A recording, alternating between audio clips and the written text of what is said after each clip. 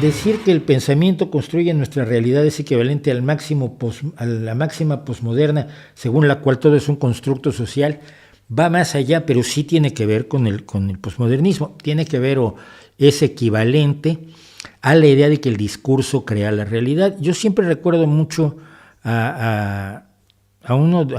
recuerdo mucho la barbaridad que dijo, pero no me acuerdo quién era el filósofo posmoderno, que contaba que Ramsés II, ustedes saben que se han hecho muchísimas pruebas sobre las momias de algunos faraones que se tienen en buenas condiciones, como la de Tutankamón y la de Ramsés II.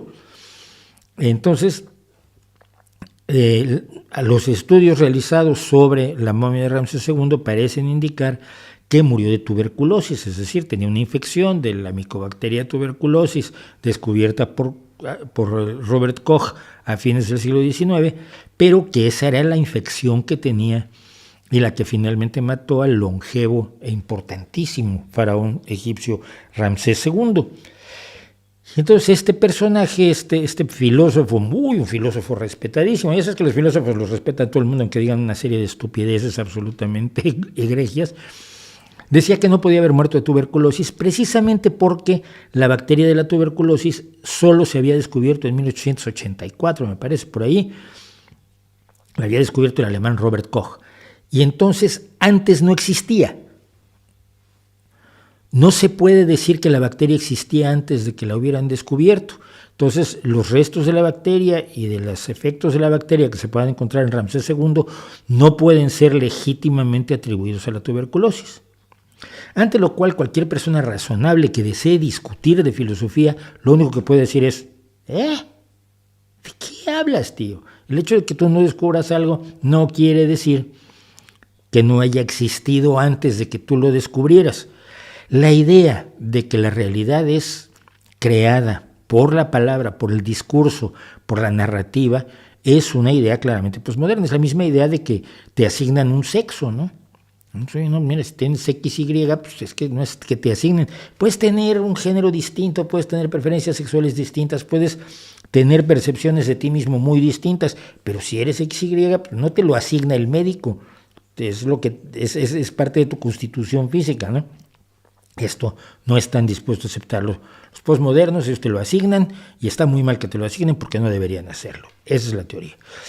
Y sí tiene mucho que ver porque ejerce la misma atracción sobre las personas que no saben, que no tienen información, y me refiero generalmente a los políticos en este caso que están promoviendo las teorías posmodernas, que se las beben de la Academia Estadounidense. Generalmente son anti-yanquis que se tragan todo lo de la Academia Estadounidense, no me pregunten por qué.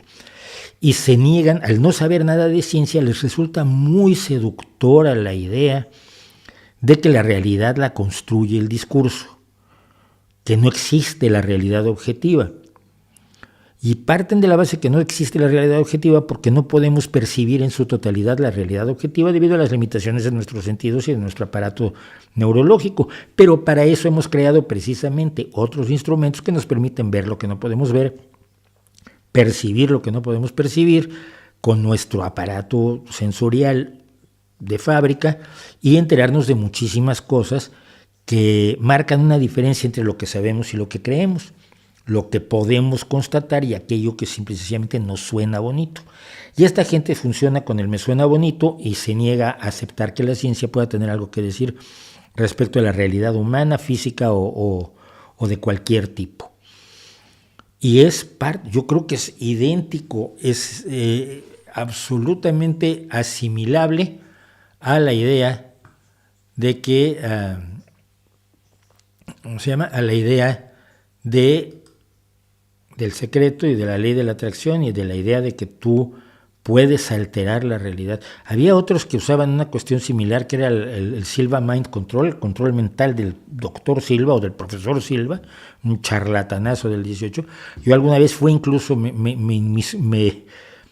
fui a meter a unos cursos de control mental a ver qué decían, porque había gente que me aseguraba, si tú te lo propones, te creas un espacio para aparcar en un lugar donde es muy difícil aparcar. Tú decías, no.